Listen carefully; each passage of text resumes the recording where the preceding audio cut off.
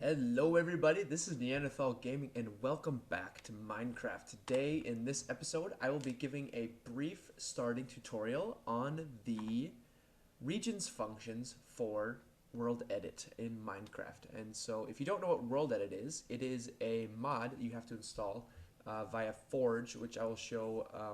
I'll give you a link in the description of a video on how to install Forge. Pretty easy. The only thing that I have to say is that you can't use as of now, you can't use the current 1.9 version of Minecraft with Forge. You have to downgrade a few levels, and so I would not suggest using World Edit in your new worlds because it will delete and mess up new 1.9 update. So this is for like brand new creative worlds you want to experiment with creating large structures in a lot shorter amount of time than you could before World Edit. So, to give you an example, I have behind me a large castle containing thousands and thousands of blocks with complicated, designs in the walls and things like this. So, like here, you can see over here, lots of large towers. Obviously, very symmetrical. We have a large center here, a spherical center. We have 4 identical towers that have just been rotated, and we have 2 large towers here and here. This, if you're playing normal creative Minecraft, would take you, I don't even know how long, but using the magical tools of World Edit and this wooden axe, which I'll get to shortly, this took me a significantly shorter amount of time than it would have normally. And in today's video, I will be showing you the basic regions functions as mentioned before. So these are the most basic tools for MC Edit, but also, I'm sorry, not MC Edit, World Edit, and these are probably the most useful also. So let's get started. The first tool is the setting tool, the set tool, //set. So let's go over here. This looks like a good place. So the first thing you want to do once you once you get Forge, you want to change your profile to the Forge profile, which will be highlighted in the video in the description. And then you also want to, the first thing once you load up your new world is grab yourself a wooden axe. And yes, a wooden axe specifically because that is the tool that World Edit has chosen to be the tool of choice. I guess it's pretty much a useless tool in regular Minecraft, and so basically that's what they decided. So as you see there, I am in creative and I left clicked on the block, and it did destroy it at first, but then it comes back because it knows that it's just setting a boundary. So if I left click there, if I left click there, it's not showing it because I keep doing it. Whatever. Second position is there, that's right click. First position is there, that's left click. I could do // set, and then let's do stone brick. So that took this point and drew a square between them.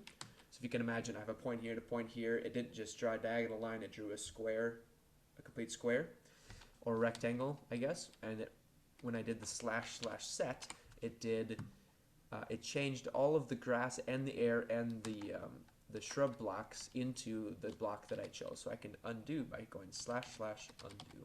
And that // or slash is usually how all the commands start in this mod. So you're gonna have to get used to that. The website I'm looking at over here when I look over here is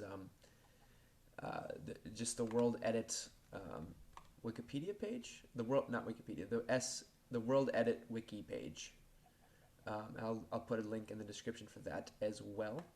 And so we can do things like this. We can also go and select this area and do // set air. And so that will delete all the blocks. I'm going to undo that.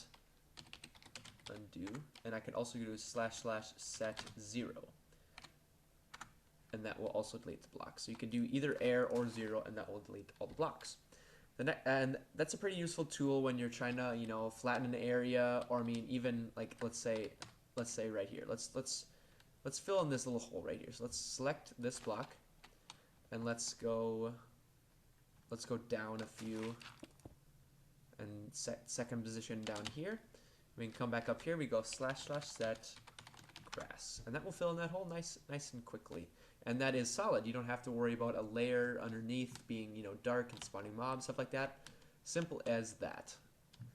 Right, so the next tool we have is the replace tool. And so let's select this area again, now that we have it flattened off. From here to here, and we can go / replace with cobblestone.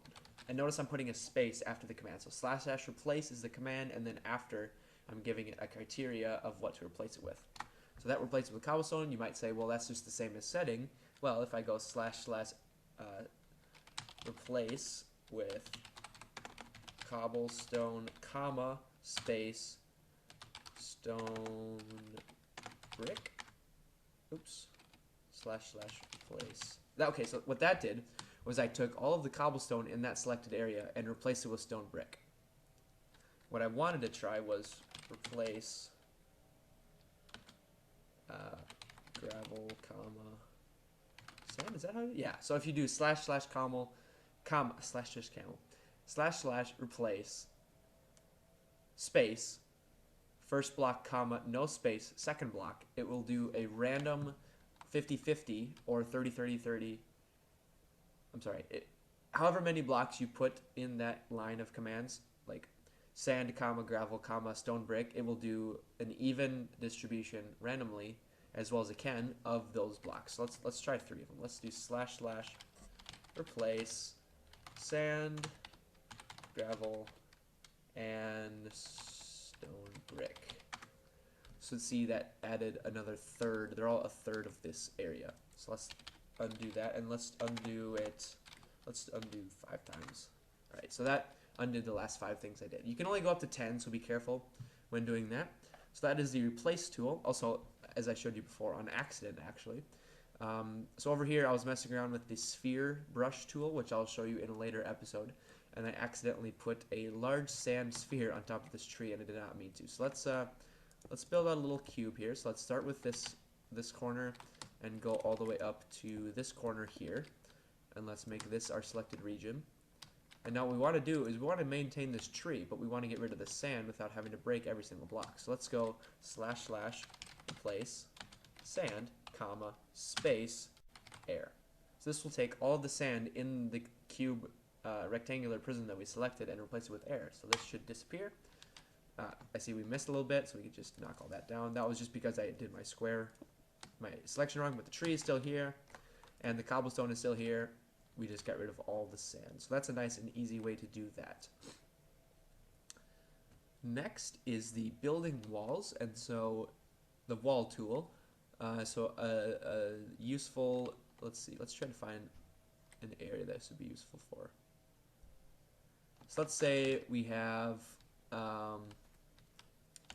some pillars here and here, and we don't want to fill this in with cobblestone. We just want to make a small, like, little jail for these chickens, I guess. Let's do / walls. Walls, and then the type of wall we want. Boom. So it creates, it essentially fills in the area, all the sides, leaves the bottom and the top and the center all open. So that's basically the walls tool. Not super useful in my opinion, but I mean, I'm sure somebody will find use for it. Next is overlay. So we have, let's select, okay, we already have this area selected. So it keeps the area selected you have until you select a new area, or /clear, I believe. So now we have this area selected. Let's set the time today quickly. There. So let's do / overlay, and let's do glowstone. And so what that did, that's strange. Oh no, okay, I understand. So what it did is it took our selection, which was from this block to this block out here. Every single block in that area, it put a glowstone above it. And so since these grass blocks were part of our selected area, it put a glowstone block above them. And since these grass blocks were not a part of our selection, it did not put a glowstone block above them. Same with the walls. All the cobblestone in the walls were part of our selected area, therefore it put and overlaid a piece of glowstone over that. So let's undo that. As cool as that looked. Alright, so that's basic overlaying. You could do that with any block, of course. Also, if you were wanting to do an, if you were wanting to, like, say, replace, over here, I'll show you actually. So if you've noticed over here on my castle, it's roughly 50% cracked stone brick and 50% stone brick. And the way you do that is you'd think, well, I'll just type in / replace stone brick, comma, cracked stone brick. Well, for some reason, World Edit does not recognize cracked stone brick, and so it's something like / here, I'll try it over here actually. Every block in this game has an ID number, and so like cracked stone brick will be like 98:3. I'm pretty sure that's what it is. Let's try this. Let's go. We already have our area selected, so let's go / replace stone brick, comma. I'm pretty sure it's 98.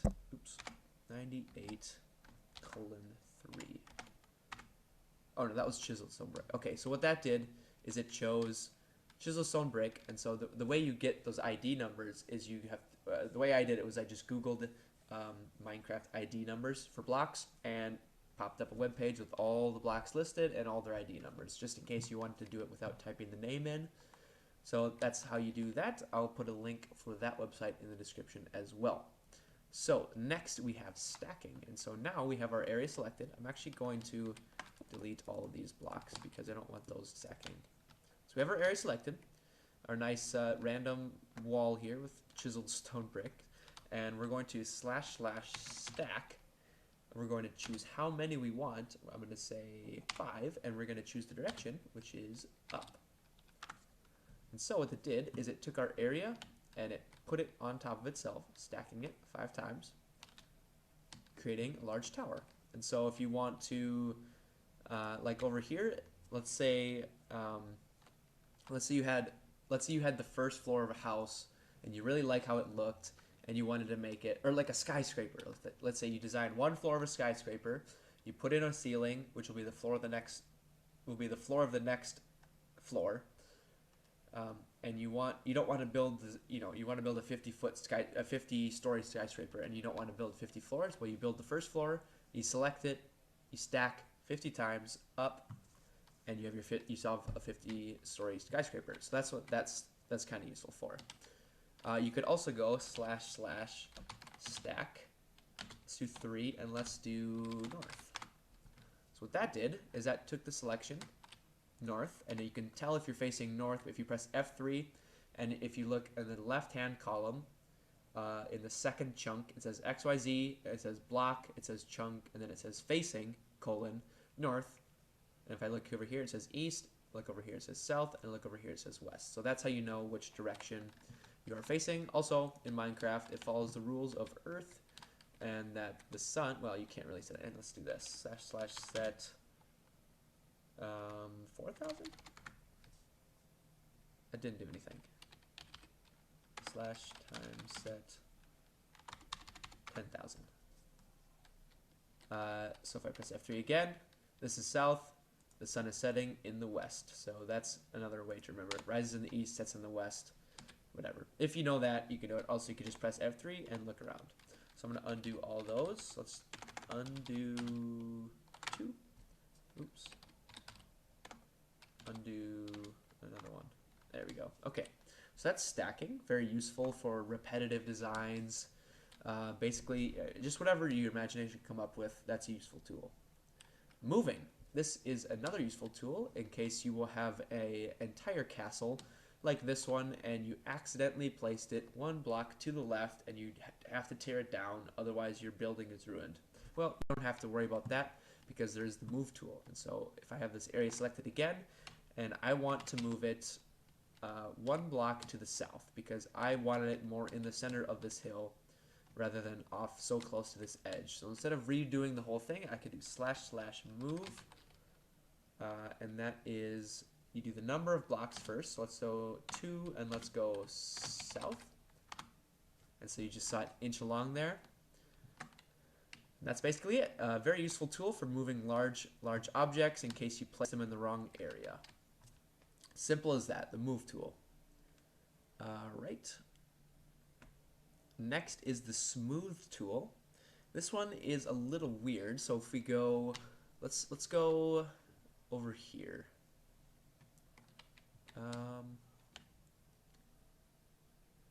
Let's try it on this floating island here. Let's build out here. Oops. So we get the whole area. I think we got, yeah, we can go lower. All right, and then let's go over here.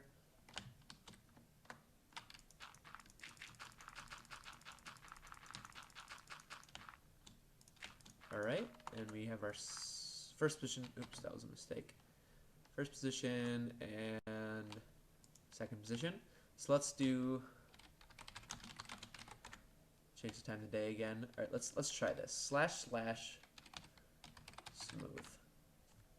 So what that did is that basically removed any of the harsh hair. I'm gonna undo that, and so we can watch from a different angle. So you notice how there are a few like 3 high areas here. There's a couple. This side's 4 high, stuff like that. So let's do it again. So you notice how it kind of made it essentially smoothed everything, and so really you only see only a few 3 high places, a few 2 high places, mostly 1 and 2 high places. So that is useful for, I don't know, if you have a really ugly mountain range and you want to smooth it down, I guess. I couldn't really find a use for that one, but it is, I'm sure, useful for somebody. So maybe if you did like a custom mountain and, you know, it kind of looked a little blocky or choppy in some places, you could do the smooth tool and it will make it look more like a natural Minecraft generated mountain. That's really the only thing I could think of. Next, we have Naturalize. And so if we have, let's try to find a rocky outcropping here. I see one right up there. So let's select this large area. Let's just go from here. We don't have to do the whole fancy thing. We'll go here to here. We can go // Naturalize. And what that does is it replaces the top 3 or 4 layers, it looks like 4 layers of that selection with grass, making it more, again, look more like the natural Minecraft generation of mountains, or, you know, grass, how it generates grass. So I'm going to undo that because I like my mountain tops to be rock and not grass. But whatever floats your boat, that's what the Naturalize tool is for. Kind of a niche tool, but I mean, I'm sure somebody will find a use for it. All right, so the next one is // Flora, and this one is an interesting one. So let's come down here to this bare patch here, and let's select an area like so. Let's go // Flora, and it did 5 flowers. All right.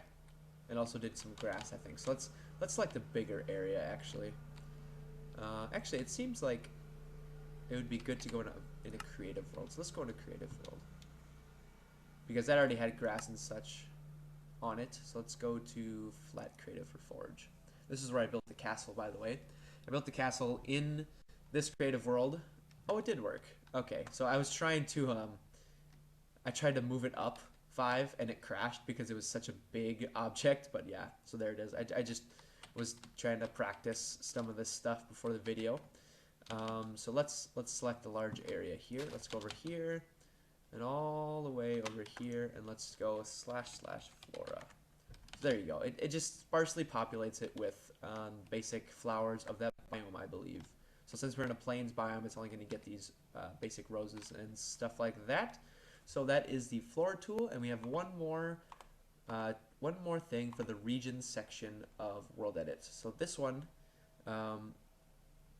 this is a strange one. Also, let's head back to our medieval creative world. That's what I like to call it. I don't know if I've ever actually done this one, but let's go try it out. Let's go try it out.